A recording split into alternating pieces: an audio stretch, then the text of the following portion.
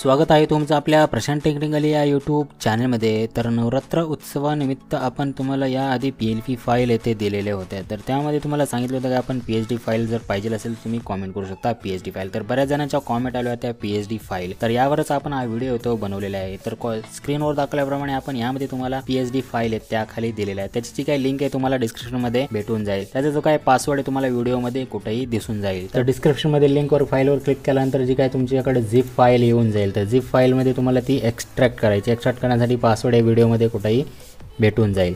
तर एक्स्ट्रॅक्ट केल्यानंतर अशा प्रकारचं फोल्डर आहे ते तयार होऊन जाईल। त्या फोल्डरमध्ये तुम्हाला आपण एक नंबरची जी काही PSD फाईल दिलेली आहे आणि त्याचबरोबर तुम्हाला इथं PNG मटेरियलसुद्धा दिलेलं आहे। त्याचप्रमाणे आपण दुसऱ्या फोल्डरमध्ये अशाच प्रकारे तुम्हाला एक PSD फाईल दिलेली आहे, त्याचबरोबर त्याचं PNG मटेरियल आहे ते दिलेलं आहे। एक नंबरची बॅनर डिझाईन आहे, तुम्ही अशा प्रकारे याच्यामध्ये बघू शकता। ते फुल HD मध्ये आपण अशा प्रकारची ती बनवलेली आहे। त्यामध्ये तुम्हाला सर्व जेवढे काय आपण मटेरियल वापरले ते PSD फाईलमध्ये मिळून जाईल। जी काय फोल्डरमधली PSD फाईल असेल त्या PSD फाईलवर तुम्हाला क्लिक करायचं आहे। क्लिक केल्यानंतर जे काय तुमच्या फोटोशॉपमध्ये PSD फाईल आहे ती ओपन होऊन जाईल। तर अशा प्रकारे तुमच्याकडे जे काय फोटोशॉप असेल त्या फोटोशॉपमध्ये ही PSD फाईल आहे ती ओपन होऊन जाईल। झाल्यानंतर यामध्ये आपण जेवढे काही इथं लेयर्समध्ये म्हणजे जे काही PNG वापरले ते तो सर्व तुम्हाला दिसून जाते।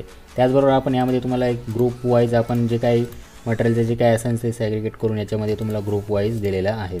ग्रुप वाईज म्हणजे जे काय आपण इथं मटेरियल वापरले आहे ते सर्व एका ग्रुपमध्ये ॲड केलेले आहे। जर इथं दुर्गा मातेचं जे काही PNG असेल किंवा त्यासाठी जे काय आपण बॅक साईडला ॲड केलेले आहेत PNG मटेरियल जे असेल ते इथं सर्व एका ग्रुपमध्ये तयार केलेले आहेत। त्याचप्रमाणे इथं तुम्हाला एक टेक्स्टचा जो काही ग्रुप आहे तो सेपरेट दिलेला आहे, दुसरा जो काय असेल तो सुद्धा इथं सेपरेट दिलेला आहे। जो काय तुम्हाला एडिट करायचं असेल ते बॉक्समध्ये एडिट करायचं असतं, त्याचा जो काय बॉक्सचा जे काय ग्रुपचा जो असेल तो इथं तुम्हाला आपण दिलेला आहे 05 नंबर, म्हणजे जे काय 5 नंबरचा ग्रुप आहे त्यामध्ये क्लिक केल्यानंतर याच्यात जेवढे काय आपण रेक्टँगल वापरलेले आहेत ते इथं दिसून जातील। तर या रेक्टँगलमध्ये म्हणजे या बॉक्समध्ये तुमचा जो काही PNG फोटो असेल तो यामध्ये ॲड करून घेऊ शकता।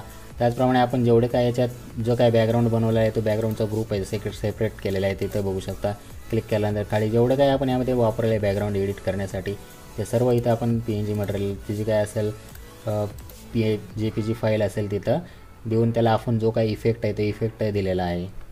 तर बघू शकता इथं सर्व जेवढे काही लेअर आहेत त्या ओपन आहेत। ओपन तुम्ही त्या जे काय तुम्हाला एडिट करायचं आहे त्यावर क्लिक करून जो काय असेल तो तुम्ही इथं एडिट करून घेऊ शकता। जे काय तुमच्या नवरात्र उत्सव मंडळ जे काय मंडळाचं नाव आहे ते नाव इथे तुम्ही डायरेक्ट आपल्या मराठी कीबोर्ड करून इथं टाईप करून घेऊ शकता।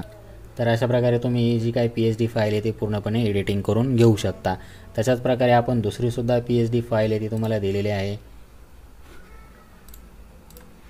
तर बघू शकता इथं दुसरी PSD फाईल आहे ती दिसून जाईल। तर तशाच प्रकारे दुसरी PSD फाईलसुद्धा ओपन करून त्यामध्ये तुम्ही ती काही एडिटिंग आहे ती करून घेऊ शकता। तर अशाच प्रकारे पूर्ण आपण जेवढी PSD फाईल आहे ती तुम्हाला साईजमध्ये गेला तरी इथं इमेज साईजमध्ये दिसून जाईल। आपण जी काही साईज वापरली ती इंचेसमध्ये साईज आहे ती घेतलेली आहे आणि त्याची काय असेल 10x6ची आणि जी काय दुसरी डिझाईन आहे ती 10x8ची डिझाईन आहे। तर इथं साईज आहे ती दिसून जाईल।